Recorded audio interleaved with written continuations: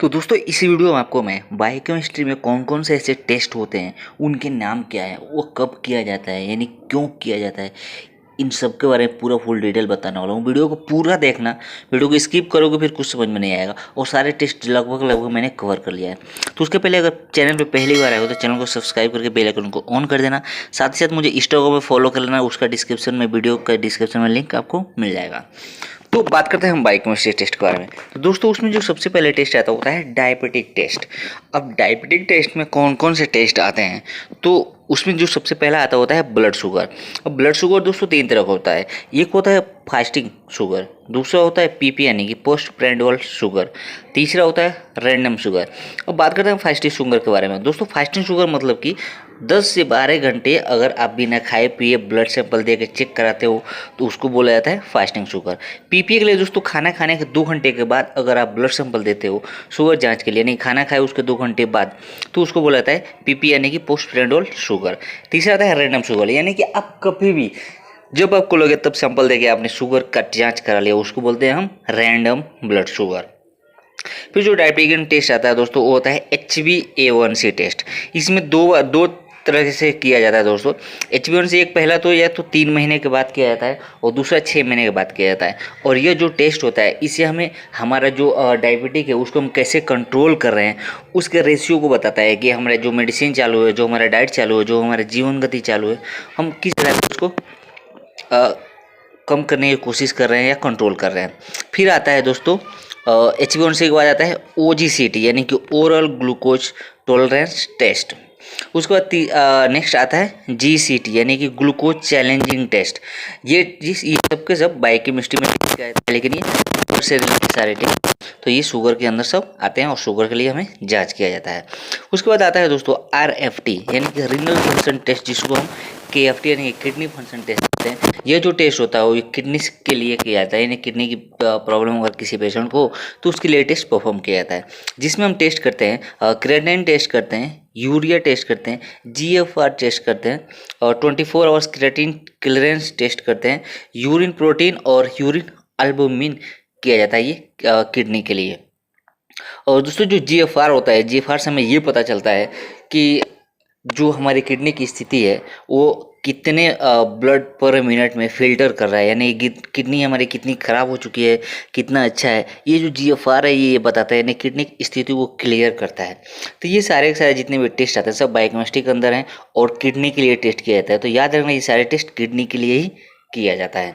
उसके बाद से आता है जो टेस्ट वो दोस्तों इलेक्ट्रोलाइट। अब इलेक्ट्रोलाइट 2 तरह से किया जाता है, एक क्या जाता है सीरम इलेक्ट्रोलाइट और दूसरा होता है यूरिन इलेक्ट्रोलाइट। तो ज़्यादातर लैब में आप देखोगे तो वहाँ पे सीरम इलेक्ट्रोलाइट ही प्रेफरेंस किया जाता है डॉक्टरों के द्वारा, लेकिन अगर पेशेंट सीरियस कंडीशन में है तो उस अवस्था में यूरिन के इलेक्ट्रोलाइट भी डॉक्टर बोलते हैं करने के लिए कि यूरिन के थ्रू सोडियम पोटेशियम इलेक्ट्रोलाइट कोई पास हो रहा है कि नहीं।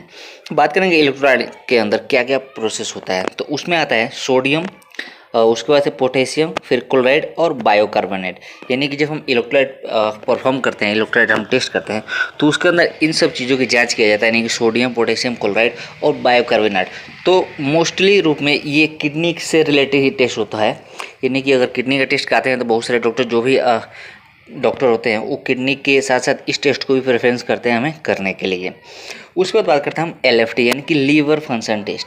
ये जो टेस्ट होता है दोस्तों इसमें काफ़ी सारे पैरामीटर्स आते हैं और इसीलिए शायद इसके प्राइस या जो रेट होते हैं वो काफ़ी ज़्यादा होते हैं LFT के लिए, यानी कि पूरी जांच होती है लीवर की हमारी।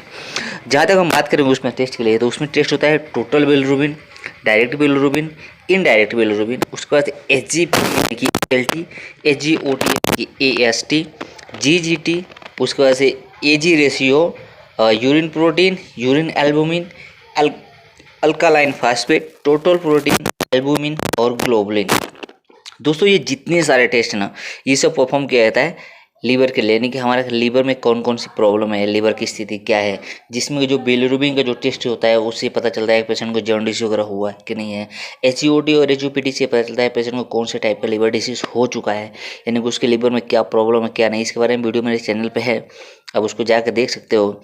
एजी रेशियो जो है यानी कि ये एल्बुमिन और ग्लोबुलिन का रेशियो कितना है हमारे बॉडी में, इससे हमारे एजी रेशियो को पता चलता है।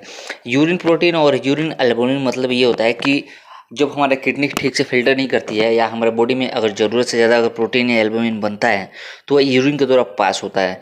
तो हम यूरिन प्रोटीन और यूरिन एल्बुमिन भी ये टेस्ट करते हैं एलएफटी में, जिससे हमें ये पता चल सके कि कितनी मात्रा में अगर हमारे ब्लड में अगर प्रोटीन और एल्बुमिन कम है तो यूरिन के द्वारा पास होता है। तो यूरिन से हम चेक करते हैं कि कितनी मात्रा में जो प्रोटीन और एल्बुमिन है हमारे शरीर से बाहर निकल के जा रहा है, या अगर किडनी में कोई प्रॉब्लम है तो भी ये टेस्ट कराया जाता है एल्बुमिन और प्रोटीन।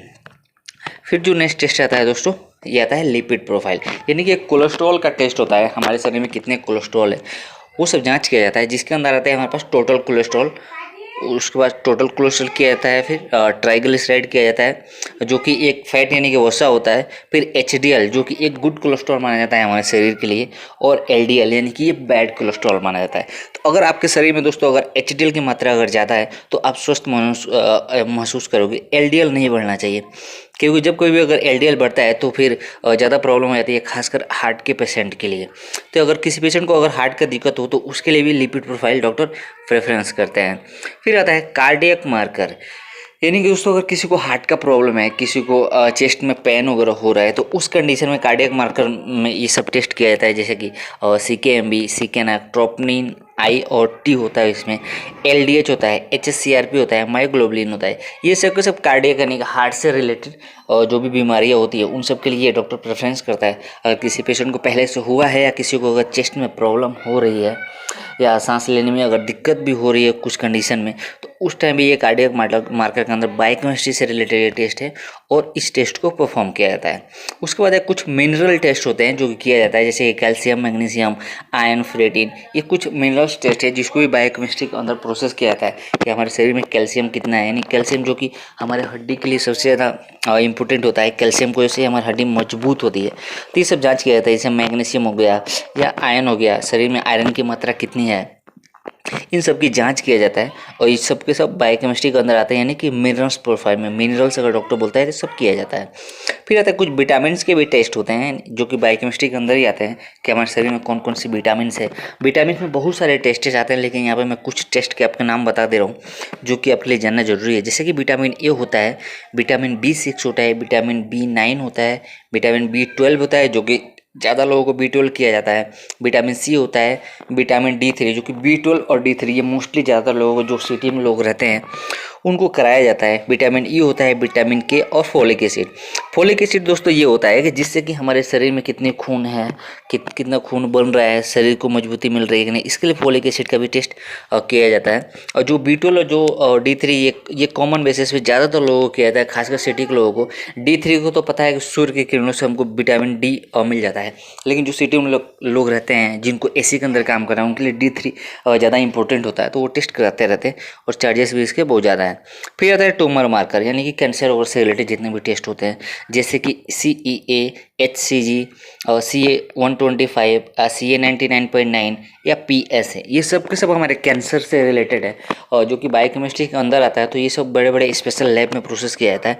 एक रूटीन लैब के अंदर ये सब टेस्ट बहुत कम देखने को मिलता है, जहाँ पे बहुत कम लोग परफॉर्म भी करते हैं इसको।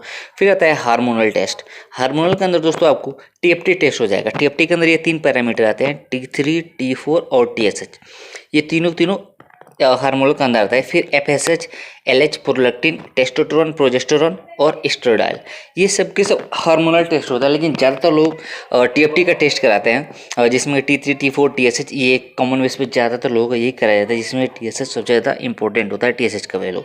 फिर उसके अलावा बायोकेमिस्ट्री में दोस्तों कुछ और टेस्ट हम परफॉर्म करते हैं, जैसे कि uric acid, amylase, lipase, CRP, calcium, phosphorus और मैग्नीशियम, ये सब के सब बायोकेमिस्ट्री के अंदर किया जाता है। इसके अलावा भी काफ़ी सारे ऐसे टेस्ट होते हैं जो बायोकेमिस्ट्री के अंदर परफॉर्म किया जाता है, लेकिन यहाँ पे मैं सबका नाम नहीं ले रहा हूँ। तो उम्मीद करता हूँ इस वीडियो से कुछ सीखने को मिलेगा, कुछ जानकारी मिला होगा। तो वीडियो को लाइक और शेयर जरूर करना और ऐसे ही सपोर्ट बनाते रहो। फिर मिलते हैं एक नई वीडियो में नए टॉपिक।